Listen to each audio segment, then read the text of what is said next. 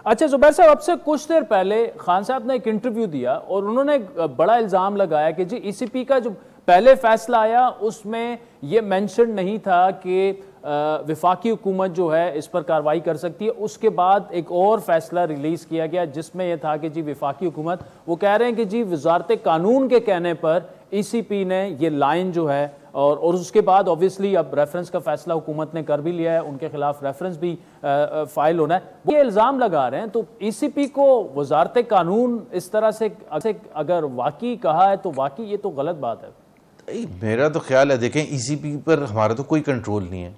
अगर ईसीपी पर हमारा कंट्रोल होता तो हम 20 में से 16 सीटें ना हारते अभी पंजाब के बाई इलेक्शंस में। तो वो तो सबसे ज्यादा that was far more important and relevant कि हमें ईसीपी की मदद से हम वहाँ इलेक्शन जीतते। किसी ने इल्ज़ाम नहीं लगाया है इंक्लूडिंग पीटीआई के जी वहाँ फ्री एंड फेयर इलेक्शन नहीं हुआ। तो फ्री एंड फेयर इलेक्शन किसने इंश्योर कराया है? वो ईसीपी ने इंश्योर कराया है। तो हम कैसे इतना हमारा इन्फ्लुएंस हो सकता है कि रिपोर्ट में ये चेंज करवा दें और ये चेंज करा दें? ऐसा पॉसिबल ही नहीं है। There is no question about it. ठीक, अच्छा इसमें जुबैर साहब जो ये बार बार वो आज बल्कि उसी इंटरव्यू में खान साहब ने ये भी कहा कि जी मैं आपको ये लिख के देता हूं कि आइंदा इंतखाबात तक पीपल्स पार्टी की जो अकाउंट्स की डिटेल है, नून लीग की अकाउंट्स की डिटेल है, वो ईसीपी ने रिलीज ही नहीं करनी, उनको वो खुली छुट्टी देंगे।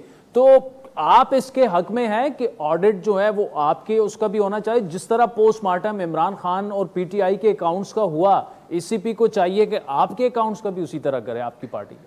पहले तो बिल्कुल होना चाहिए और इसमें कोई रुकावट नहीं डालनी चाहिए, लेकिन ये दोनों केसेस डिफरेंट है। मैं आपके नाजरीन के लिए ये क्लैरिफाई कर दूं, ये केस जो है पीटीआई का है, ये इनके बानी मेंबर ने केस फाइल किया था ईसीपी में।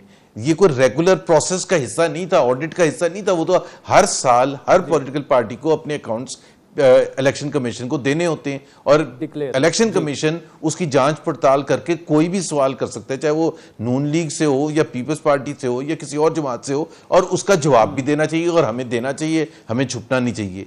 ये केस बिल्कुल डिफरेंट है। ये केस था अकबर एस बाबर ने नवंबर 2014 में एक केस फाइल किया पीटीआई के खिलाफ, इमरान खान के खिलाफ, कि जिसमें उन्होंने निशानदेही की उन सब चीज़ों की कि जो इन्होंने फुलफिल नहीं किए और जानबूझ के ऐसी चीज़ें की हैं जो पाकिस्तान के कानून के खिलाफ है। तो वो केस चलना शुरू हुआ। अब उस केस को अगर इतना लंबा ना खींचा जाता तो मेरा ख्याल है आज कोई बात भी ना कर रहा होता। नवंबर 2014 में केस फाइल किया, अगर ये उससे अगले महीने अगर ये जाके तमाम शवाहिद आज जो ये दे रहे हैं, आज जो आपने फवाद चौधरी की प्रेस कॉन्फ्रेंस का भी जिक्र किया कि फलाना नेशनल फलाना है और जो भी है, और ये तो कुछ हुआ ही नहीं और ये सर्टिफिकेट था, एफिडेविट नहीं था, तो ये अगर ये 2014 में, 2015 में, 16 में या उसके बाद, और ये जो चीफ इलेक्शन कमिश्नर तो अभी आए हैं ना, उससे पहले ये दे देते और तसल्ली करवा देते इलेक्शन कमीशन की और आराम से बैठे होते। अब ये कह रहे हैं कि जी हमारे ऊपर भी आप उसी किस्म का केस, भाई किस किस्म का केस चलाएं?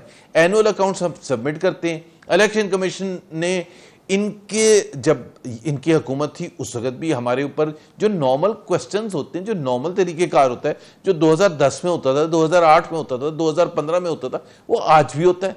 और बिल्कुल इलेक्शन कमीशन चाहे तो उसका जो भी, अगर कोई ऐसी चीज है, अव्वल तो कोई ऐसी चीज है ही नहीं कि फॉरेन एडेड, भाई एक फाइनेंशियल इरेगुलरिटीज और चीज होती है कि जी वो बड़ी से बड़ी कंपनी में भी एक कोई आइडेंटिफाई कर सकता है कि जी ये एंट्री सही नहीं की थी या ये सही आपने प्रेजेंटेशन नहीं की, और उसको चैलेंज करने का तरीका भी होता है। Because political party is like a corporate entity.